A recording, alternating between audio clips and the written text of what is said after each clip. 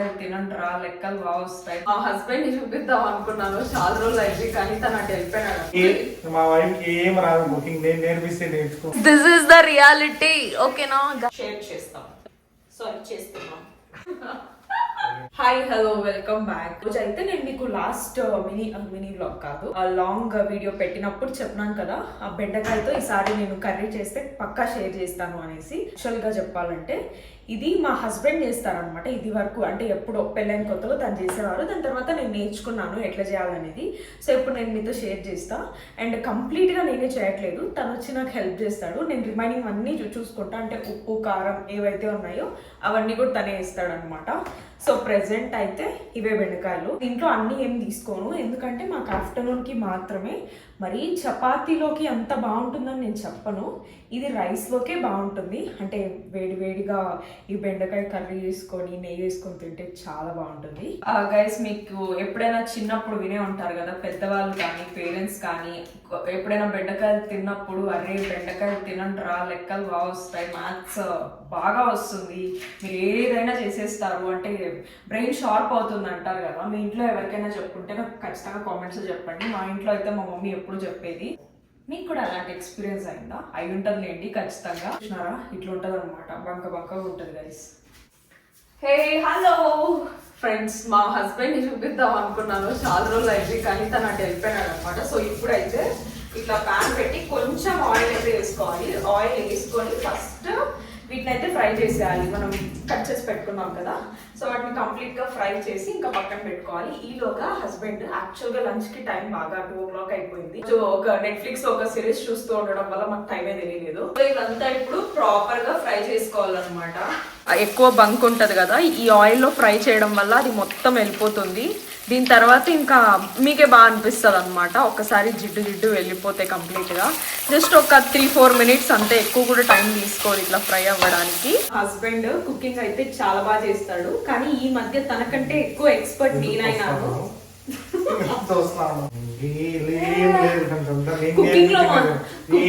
మా వైఫ్ ఏం రాదు కుకింగ్, నేను నేర్పిస్తే నేర్చుకోండి. మా అమ్మ కూడా చూస్తా ఉంటది, మరి మా అమ్మ ఫోన్ లో చెప్తారు. హస్బెండ్ చాప్ చేసే దాంట్లో చాలా పర్ఫెక్ట్ అనమాట. తను అంటే సరే కుకింగ్ చేసే దాంట్లో కూడా తను చాలా పర్ఫెక్ట్. అంటే తను బ్యాచులర్ గా ఉన్నప్పుడు మంచిగా ఈ చాపింగ్ ఇదంతా మంచిగా అలవాటు అయింది, కుకింగ్ ఇదంతా కూడా. సో అందుకే టొమాటో ఆనియన్ అంతా కూడా ప్రాపర్ గా చాప్ చేసి పెట్టేసినాడు. ఇంకా బెండకాయ ఫ్రై కూడా రెడీ అయిపోతుంది. సో దీనికి కుకింగ్ చేసేటప్పుడు ఎంత యాక్టివ్ గా ఉంటాడో, ఇట్లా కెమెరా ముందు పెట్టి మాట్లాడమంటే ఇంకా ఏరోప్లేన్ మోడ్ అనమాట. సరే మాట్లాడు, ఏం ఉండవు, అన్ని సైలెంట్ వీడియోస్. అసలు బ్యాక్గ్రౌండ్ లో నేను సాంగ్ పెట్టుకోవాలి, లేకపోతే ఇంకా నేను బ్యాక్గ్రౌండ్ ఏదో ఒకటి మాట్లాడాలి. గైస్, నాకు తెలుసు మీకు బ్యాక్గ్రౌండ్ ఏమైనా వాయిస్ కొంచెం డిస్టర్బింగ్ గా అనిపిస్తే I'm really sorry. Very soon నేను మైక్ అయితే కొనుక్కుంటా. ఓకే, సో చూసినారా, ఆ బంక ఎక్కడైనా కనిపిస్తుందా? మొత్తం పోయింది. కాకపోతే లైట్ బ్రౌన్ కలర్ వచ్చేంత వరకు కొంచెం అట్లా పెట్టండి. ఇట్లా బెండకాయ ఫ్రై చేసుకొని పక్కన పెట్టేసుకున్నాం. దీనికి కావాల్సినవి అయితే మెయిన్ ఆనియన్, టొమాటో, ఇంకా కరివేపాకు ఉంటే ఓకే, లేకుంటే దట్స్ ఫైన్, ఆప్షనల్ అనమాట. అంటే యాక్చువల్ గా ఉంటేనే బాగుంటుంది గైస్. ఇంకా పచ్చిమిరపకాయలు అనమాట. సో ఫస్ట్ అయితే మళ్ళీ అదే పాన్ లో నేను కొంచెం ఆయిల్ అయితే వేసిన. వెనకాల నుంచి మా హస్బెండ్ నన్ను గైడ్ చేస్తా అంటాడు, నేను మీకు చెప్తా అంట. సో ఇప్పుడు ఇంకా పోపు వేసుకోవాలన్నమాట. నార్మల్ గా ఏమేమి ఆవాలు, జీలకర్ర, ఇంకా ఇవి అవి పప్పులు ఉంటాయి కదా, సో ఇవంతా వేసుకుంటే సరిపోతుంది. ఓకే, సో అవంతా వేసి ఒకసారి అట్లా ఇట్లా తిప్పాలా. ఇంకా తిప్పిన తర్వాత ఇంకా కరివేపాకు ఎన్ని నేమ్స్ అంటారు గైస్. మా సైడ్ అయితే మేము కరివేపాకు అంటాము, కానీ ఈ మధ్య వంట వీడియో చూసి కరివేపాకు అని అలవాటు అయిపోయింది నాకు. గ్రీన్ చిల్లీ వేసుకోవాలి. దీని తర్వాత ఆనియన్స్ వేసుకోవాలి. సో ఆనియన్స్ కొంచెం ఫ్రై అయిన తర్వాత జింజర్ గార్లిక్ పేస్ట్.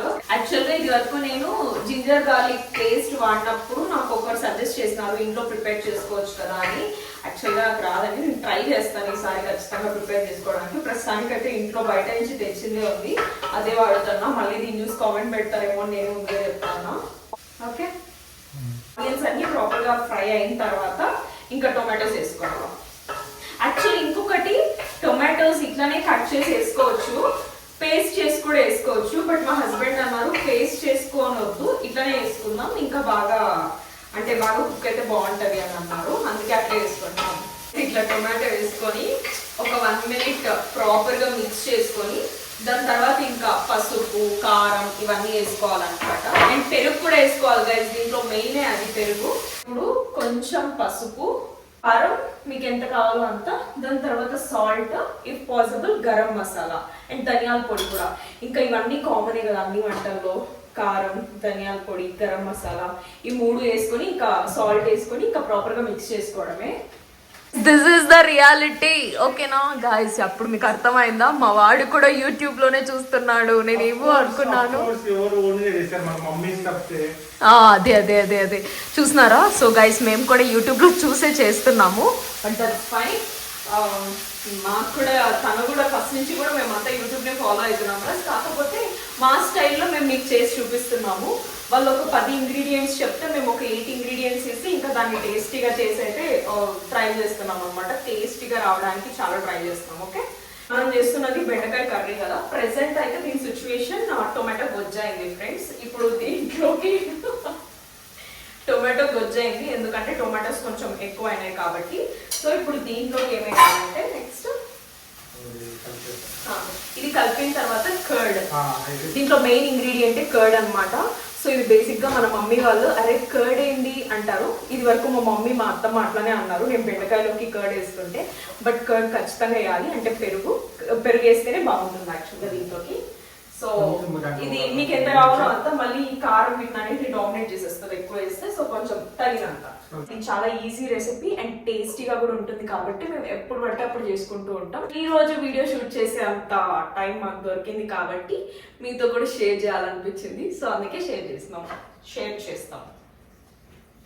చేస్తున్నాం.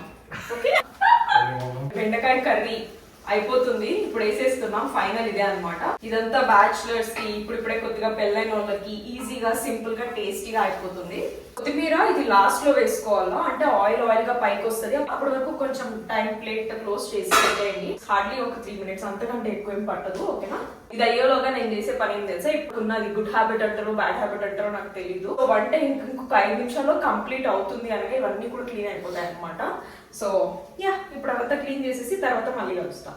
సో చూస్తున్నారా, ఇట్లా వాటర్ సారీ గైస్, ఆయిల్ అంతా ఇట్లా కొంచెం పైకి వచ్చిన తర్వాత మనం కొంచెం వాటర్ వేసుకోవాలి. ఇంకా కొత్తిమీర వేసేసుకోవడం అంతే. వాటర్ వేస్తున్నాం, మరి చల్లనీళ్ళు కాదు.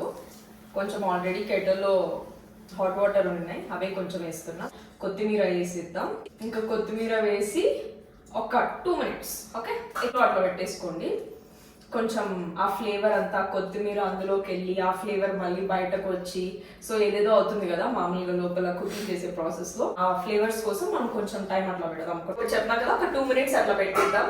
రైస్ బెండకాయ కర్రీ కూడా అయిపోయింది. ఇంకా మేము వెళ్ళి లంచ్ చేస్తాం. ఈ వీడియో అయితే ఈ రోజు ఈవినింగ్ నేను అప్లోడ్ చేస్తున్నా. ఇప్పుడు లంచ్ అయిన తర్వాత ఇంకా తినేసి ఇంకా ఎడిట్ చేసేయడమే. ఎడిట్ చేసి ఈవినింగ్ 4 or 5 o'clock అయితే అప్లోడ్ చేస్తా.